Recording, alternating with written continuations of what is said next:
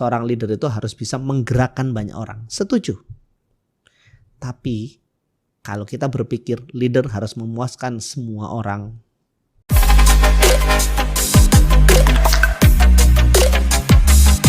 Halo leaders, ketemu dengan saya di segmen baru channel YouTube ini, Ngobras, Ngobrol bareng Surya. Kemarin saya posting video di TikTok dan di IG yang videonya kayak gini nih. Tonton di sini ya. Mas Surya, kalau ada pemimpin yang takut nggak disukai sama banyak orang tuh gimana tuh? Ya dia nggak punya pendirian berarti. Karena pendirian dia tergantung dengan pendapat orang. Dan akhirnya kalau dia tidak punya pendirian, dia akan pelin-pelan. Pemimpin pelin-pelan itu ya susah diikuti juga. Kalau saya pribadi, ada pemimpin yang nggak punya pendirian, saya juga nggak ngerasa aman buat ngikutin dia. Betul kan? Oke. Thank you. Oke. Video ini dapat beberapa tanggapan ya. Ada yang positif, ada yang negatif, ya. Ada yang netral aja. Di antara komen yang menarik adalah begini. Kalau seorang leader terus dia nggak dengerin orang lain, terus nanti kalau dia salah gimana? Bukannya leader itu harus jadi pendengar yang baik ya? Bukannya leader itu harus mengambil pendapat dari banyak orang gitu ya? Oke, teman-teman, yang namanya leader, saya tidak memungkiri bahwa semua pendapat itu benar. Kita lihat situasinya. Saat kita menjadi seorang leader, kita itu dituntut untuk mencapai sesuatu. Itu dulu ya. Jadi leader itu ngelihatnya mesti gede, besar. Dia melihat apa yang mau dicapai di depan. Something bigger, sesuatu yang lebih besar bahkan dari dirinya sendiri. Karena dia mencapai sesuatu yang besar, dia harus bawa nih banyak orang di belakangnya supaya bisa mencapai ke sana bersama-sama. Nah, dalam proses mencapai itu, seorang leader pasti akan menemui situasi yang tidak ideal. Contoh misalnya, nggak ideal itu mungkin ditentang oleh masyarakat. Mungkin dia nggak sepakat dengan beberapa pihak. Mungkin dia bahkan punya tim yang tidak sejalan dengan dia. Dan di situ leader kalau harus mengikuti maunya semua orang, pasti nggak akan kemana-mana. Gak bisa tuh, bayangin yang sebelah sana pinginnya A, sebelah sono pinginnya B, sebelah belakang nih pinginnya C. Terus yang mana? Yang mana leader mesti fokus ke tujuan. Jadi kalau pertanyaan milih A, milih B atau milih C, leader fokus ke tujuan. Yang jadi tujuan yang mana? Tuh di depan sono no. Ya. Nah disitulah akhirnya seorang leader karena fokus pada tujuan, dia pasti tidak bisa memuaskan semua orang. Mungkin saat dia fokus ke tujuan, dia akan memuaskan yang pihak sono, tapi yang belakang gak puas. Akhirnya yang belakang gak seneng. Yang sana setengah seneng, ya kan? Kalau dipenuhi belok nih. Karenanya leader tidak bisa memuaskan semua orang. Karena dia ingin menggapai hal yang lebih besar dari sekedar kepentingan personal orang per orang. Bahkan mungkin lebih besar dari kepentingan dirinya sendiri. Itulah saya katakan, kalau leader ingin memuaskan semua orang, ingin disukai semua orang, ingin dicintai semua orang, yang terjadi pelin-pelan. Kadang ke sana, kadang ke sono, kadang ke sunu, pelin-pelan.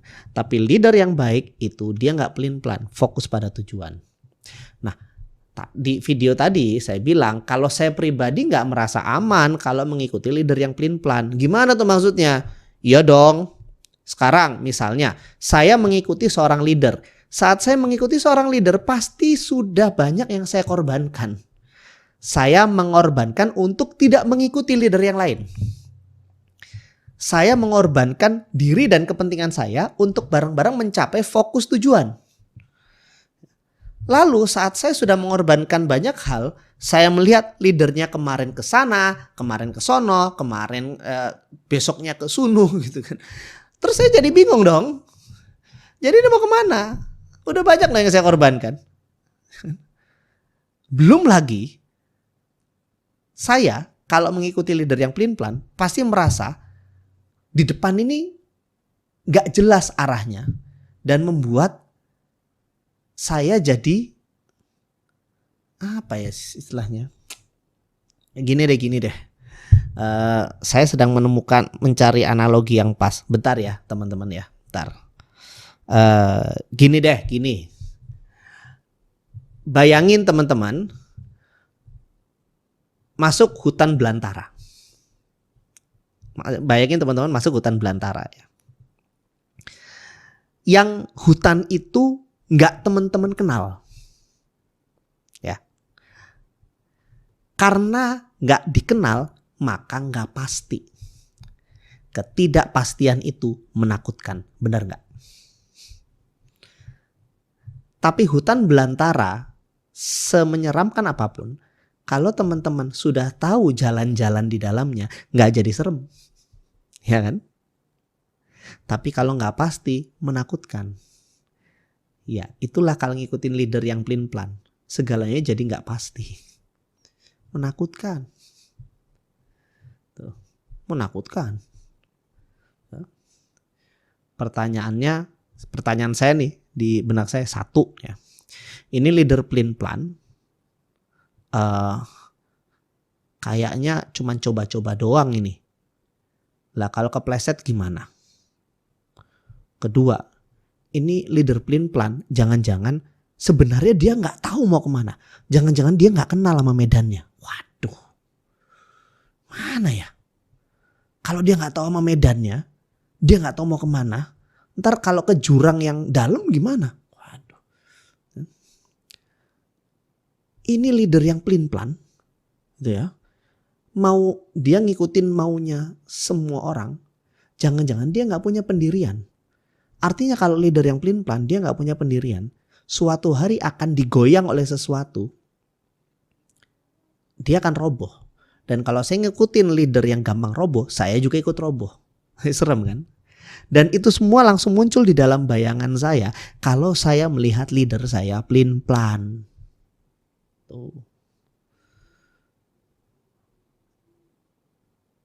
Makanya